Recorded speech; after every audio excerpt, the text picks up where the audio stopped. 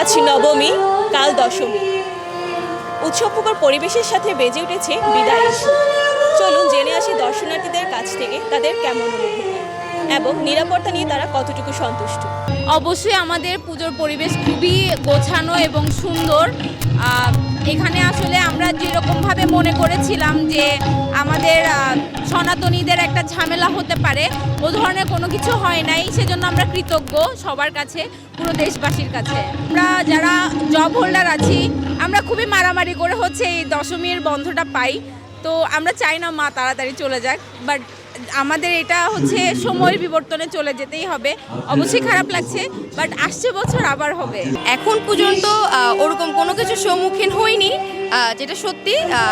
সব কিছু ঠিক যাচ্ছে, প্রাইভেসি সিকিউরিটির সাথে সব কিছু ঠিক আছে এখন পর্যন্ত। ওরকম অন্যান্য বছরের মতন কোনো উচ্ছৃঙ্খলতা নেই। নিরাপত্তা তো মোটামুটি ভালোই দেখতেছি, যে গতবারের তুলনায় এখন তো ভালোই দেখতেছি।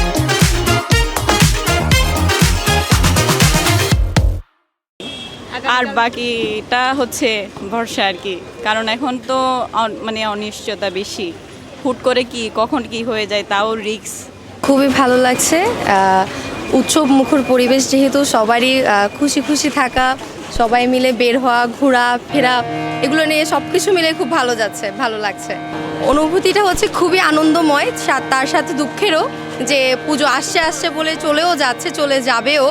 তো বিদায় তো দিতে হবে, সবাইকেই বিদায় দিতে হবে। বিদায় দিব, কিন্তু হাসি খুশিভাবেই বিদায়টা দিব আমরা।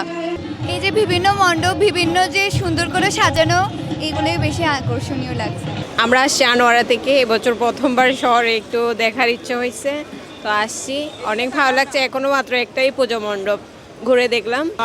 আর এখানের একটু মণ্ডপটা আলাদা, মানে ডেকোরেশন, তারপর সাংস্কৃতিক অনুষ্ঠান সব কিছু একটু ডিফারেন্স আছে। আমি একটু নৃত্যর একটু বেশি আকর্ষিত হই, তো ওই জন্য ওইটা আমার একটু বেশি ভালো লাগে। যেখানে নৃত্য চলে ওখানে আমি চলে যাই।